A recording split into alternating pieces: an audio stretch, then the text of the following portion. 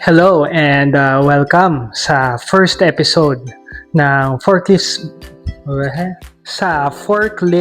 maintenance tips. Ayan. So, samahan niyo ako.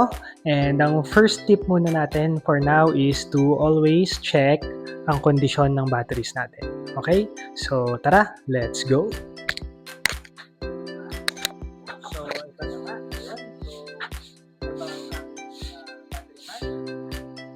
Hi ka naman. Hello. Okay. So, paano tayo mag-test ng mga batteries? Unang-una, kailangan natin ng load test. Anong magandang result dapat ng load test natin? Kailangan sir, yung sunod tayo, kailangan dapat hindi siya bumaba sa 2 volts. Or mas maganda yung voltahe niya lalagpas ng 2 volts.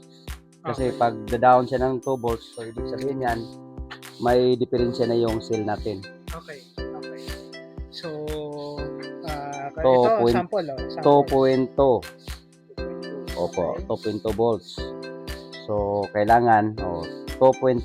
Kailangan 2 volts siya. So, mas maganda siya kasi tataas pa siya sa 2 volts. So, 2.3. Okay. 2.3 volts. So, in general lang, kuya, yung pag-test natin ngayon is yung type of testing sa any type of batteries. Tama? Opo. Okay. Sige. So, last one. So, So, ayan. Testing natin. Na sample, 56.8. 56.8. So, maganda siya. Dapat Okay. ito is 48 volts. So, aabot siya ng 56.8 volts. Okay. Sige. Okay. So, Ganda to. okay. So, sunod naman, Kaido, ay ano pang tinetest natin bukod sa load test? Mayroon Yung- tayong tinatawag na Specific gravity. specific gravity. Ayan. So, mayroon tayong hydrometer. Kunin ko muna. Sige.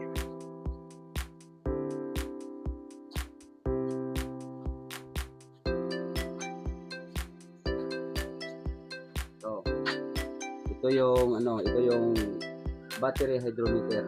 Okay. So, dito, Tingnan natin. ito may pangalan ito. Ito pag nandyan sa puti, ibig sabihin maganda yung maganda yung gravity niya. Good yung battery. So, kung dito naman sa pula, ibig sabihin nagcha-charge pa siya, aabot pa siya na dito ng 1250.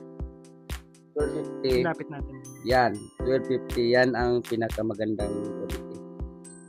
Okay. 1250. Okay. Yan. Ayan. Opo. Ito po. Ito yung mga yun, Opo, yan. Okay. Sige, so bigyan natin ng sample.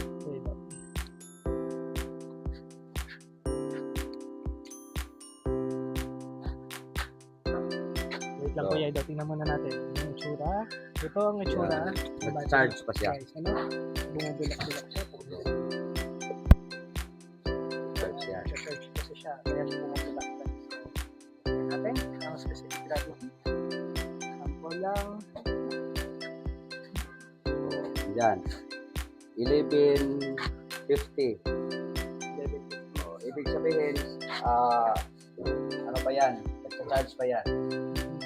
So, pag abot niya ng 1250, yan, maganda na yan. Okay.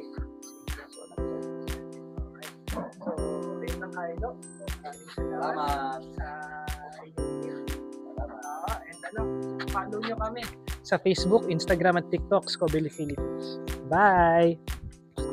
Thank you, Kaido.